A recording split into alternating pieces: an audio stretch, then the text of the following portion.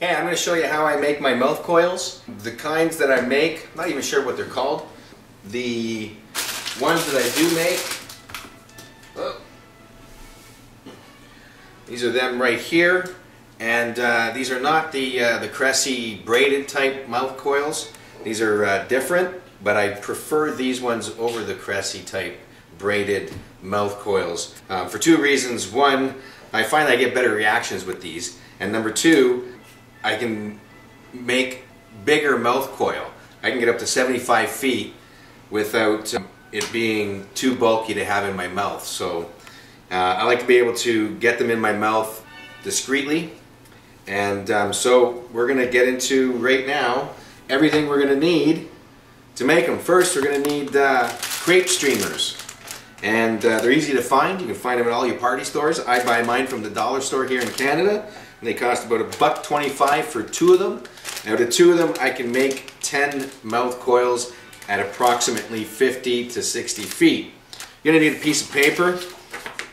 We'll explain that in a minute here, but I use a cardboard stock piece of paper, X-Acto knife, scissors, some Scotch tape, Elmer's glue, which I find works best, and a pogo stick from the Pogo hot dogs. I don't know if you like these or not. The reason why I use these is because they work perfect. I haven't found anything that's easily accessible for me to use. I like them because they're flat and because they're not completely round. You can always go ahead and try using a pen. I've done that, but I found that there's just, when you want to get a longer distance, like 50 to 60, maybe 70 feet, you've got all that open space in the middle, and it really kind of makes your mouth coil bulky. I like to try to keep mine as tight and as small as possible, so they're easily, for me, when I'm getting it and putting it in my mouth, it's not so obvious that I'm holding something in my hand and that I got something in my mouth.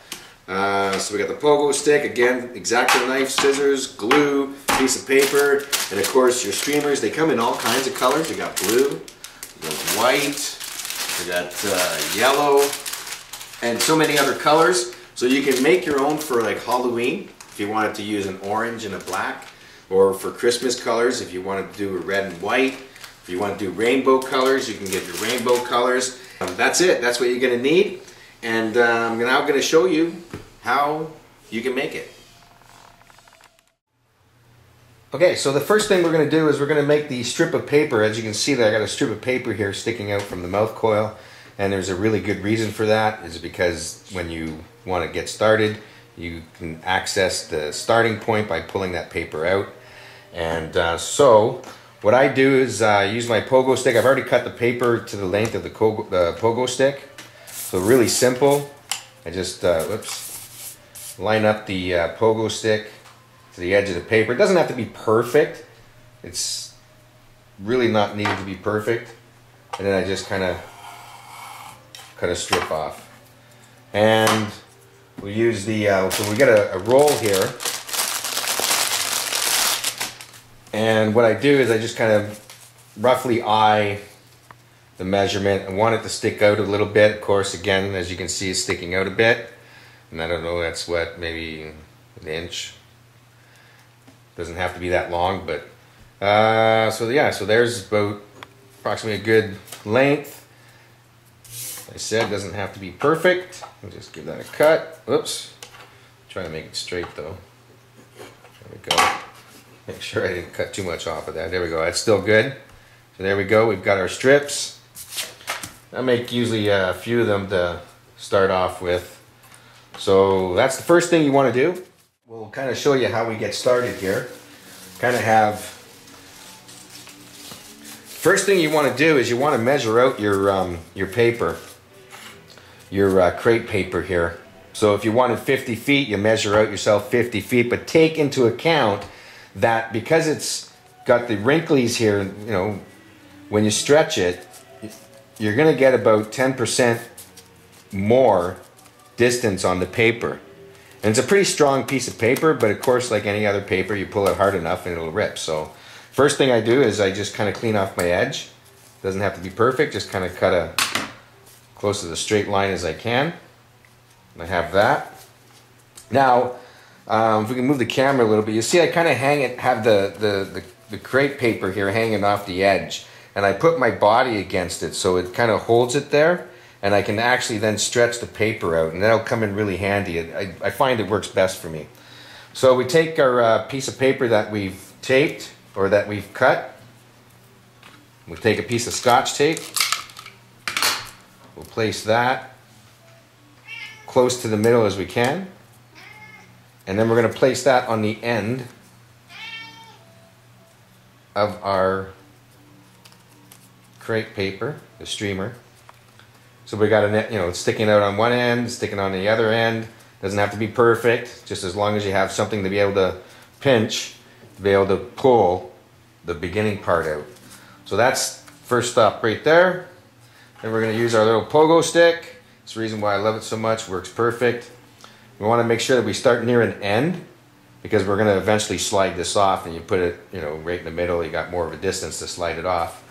So we're going to start it off right here. And how I start it off, of course, just hold that there and get that paper on there. Give it a couple of twists.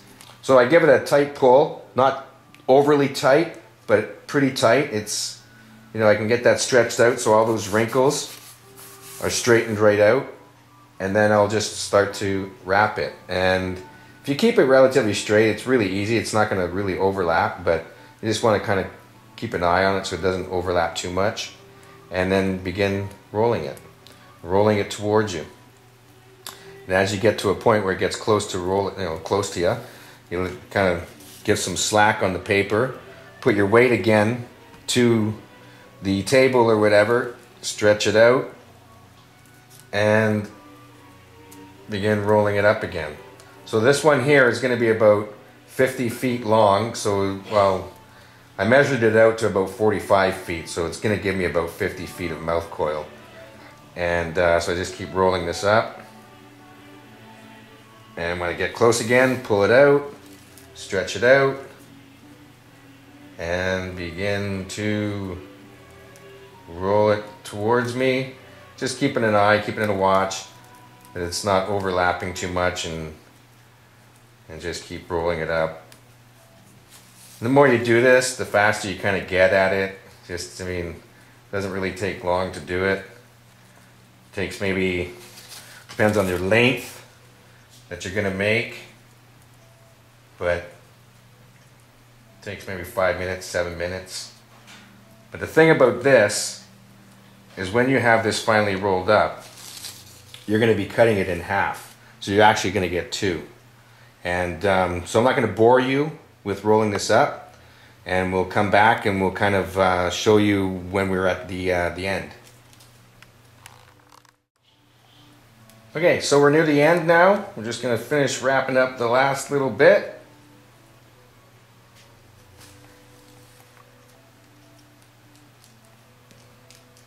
Got it pretty tight. If at any time you pull too tight and you rip it off, all you got to do is just use your Elmer's glue, and you kind of glue where it's ripped off, and just glue the pieces back together and let it dry, and it works just fine. So here we are, we're at the end. Just stretch that out, and before I even take it off, again, if you want to glue your paper on there, if you want to use paper, kind of measure out what your crepe streamer's width is, and then you would just apply the glue onto the paper and wrap the paper right around.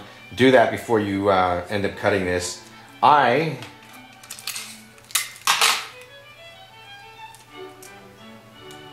am okay with using Scotch tape. So I just kind of start near the end, not right to the edge, but pretty close. We'll make sure that goes around later, but strip. We got one for the top, and we got one for the bottom.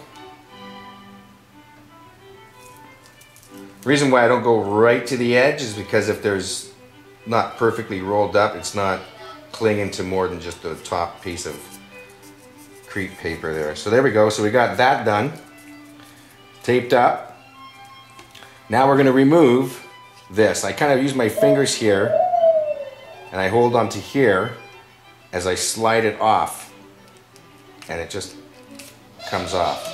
That's pretty tight, and that's pretty small too. So there we have it. We have 2 mouth coils, and we'll show you how I cut them. Okay, so this is how I cut them. I'm using right now I think it's a bread cutter. It's pretty sharp. Whatever is going to cut this for you. I wouldn't recommend using the X-Acto knife or scissors. I've been there, done that, and it didn't turn out too well. So actually I found the butter or the bread knife here actually kind of worked. So I'm going to find the middle, and I'm just going to begin the saw. Let the bread knife do the work. I'm going to cut right down the middle. Hold on to it nice and tight. It gets all the way down to the bottom, and voila, I now have 2 mouth coils. They're not perfectly cut, but it doesn't matter because nobody's going to see these anyways. They're going to be in your mouth. That's it. So now I just kind of finish off where I didn't get the tape. Wrap that like that, and wrap that like that. And then of course when you're ready to, you know, you don't want to keep this in there when you're doing your show. You just kind of lift it up and you would pull that off, and there you go. You can kind of roll that into a little ball, whatever, and your mouth coil is ready. That's it. That's how it's done. If you have any questions, let me know. I'll try to answer them. And thanks for watching, and I hope that helps you guys out, and have fun making them. Okay, one last thing I'll show you. It's really simple. I mean, if you want to make multicolored, like rainbow colors or different colored mouth coils, you would cut your pieces at any length that you prefer. And so in this case here, we got just to demonstrate and show you, it's really simple. I got a blue and a white one. What I'm going to basically do is take my glue stick. I'm going to drip some glue on one edge. I'm going to do the same thing on the other one. And I'm going to contact both parts of the glue together and just line them up. So I'm just kind of overlapping them a little bit. Flatten it down. And they're going to stay. It's just as strong. And let that dry like 10 minutes. That's all it needs. And you do this constantly with different colors you want to use. If you have a red in there, a green or whatever, and you just keep going on. And then once that's dry, just like I showed earlier, you can then start rolling your streamer up and making a multicolored or any colored mouth coil you want. That's it. One last tip.